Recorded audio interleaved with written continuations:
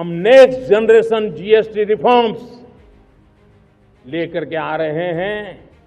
ये दिवाली के अंदर आपके लिए तोहफा बन जाएंगे। सामान्य मानवीय की जरूरतों के टैक्स भारी मात्रा में कम कर दिए जाएंगे। बहुत बड़ी सुविधा बढ़ेगी। हमारे एमएसएमई, हमारे लघु उद्यमी, इनको बहुत बड़ा लाभ मिलेगा। जीएसटी 2.0 में टैक्स दरों में बड़ी कटौती की गई है। जरूरी वस्तुओं को टैक्स मुक्त किया गया है।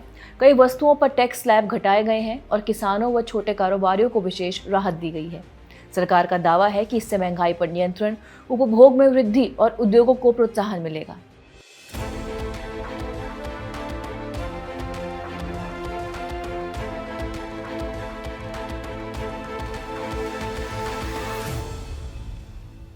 नमस्कार, आप देख रहे हैं क्विक फोकस और मैं हूं आपके साथ जानवी। जीएसटी यानी गुड्स एंड सर्विसेज टैक्स को लागू हुए लगभग 8 वर्ष हो गए हैं। इस दौरान कई सुधार हुए और अब सामने आया है जीएसटी 2.0, जिसे एक बड़े बदलाव के रूप में देखा जा रहा है।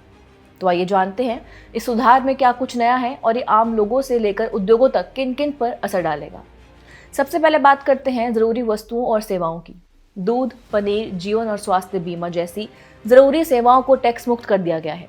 रोजमर्रा में इस्तेमाल होने वाले साबुन और रसोई के बर्तन अब 5% जीएसटी स्लैब में है। इससे मध्यम और निम्न मध्यम आय वर्ग के उपभोक्ताओं की जेब पर सीधा असर पड़ेगा। कुल मिलाकर औसत उपभोक्ता को 5.4% की टैक्स रिडक्शन का लाभ मिलेगा। अब आते हैं ड्यूरेबल कंज्यूमर गुड्स की ओर। कार, टीवी, एयर कंडीशनर और वॉशिंग मशीन जैसी वस्तुओं पर पहले 28% जीएसटी लगता था, जिसे अब घटाकर 18% किया गया है। ये कदम मध्यम वर्ग को राहत देगा और बाजार में मांग को बढ़ावा देगा। बिहेवियर इम्प्लीकेशन यह है कि कंज्यूमर्स एडवांस और ड्यूरेबल प्रोडक्ट्स की ओर रुख करेंगे, जिससे लॉन्ग टर्म कंजम्पशन पैटर्न्स में बदलाव आएगा। कृषि क्षेत्र को भी बड़ी राहत मिली है। ट्रैक्टर और कृषि उपकरण पर जीएसटी घटाकर 5% कर दिया गया है, जिससे प्रोडक्शन कॉस्ट कम होगी और आउटपुट बढ़ सकता है। वहीं उर्वरक और सल्फ्यूरिक एसिड जैसे इनपुट पर भी टैक्स घटाकर 5% किया गया है।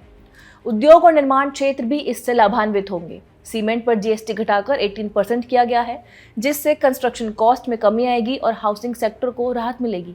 कपड़ा और हैंडीक्राफ्ट्स इंडस्ट्रीज पर भी बोझ कम हुआ है, जिससे डोमेस्टिक और एक्सपोर्ट दोनों में प्रोत्साहन मिलेगा।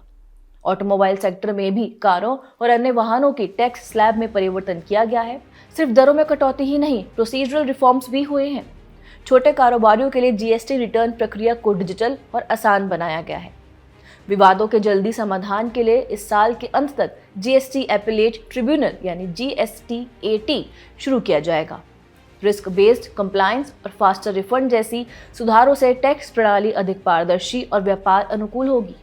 वैश्विक संदर्भ में देखें तो ये सुधार ऐसे समय में आया है जब दुनिया वित्तीय अस्थिरता से जूझ रही है। भारत ने अपने डोमेस्टिक टैक्स फ्रेमवर्क को मजबूत रखते हुए फिस्कल डिसिप्लिन भी बनाए रखा है। ये सिर्फ टैक्स रिडक्शन नहीं है, बल्कि पूरे सिस्टम को रैशनलाइज करने का प्रयास है।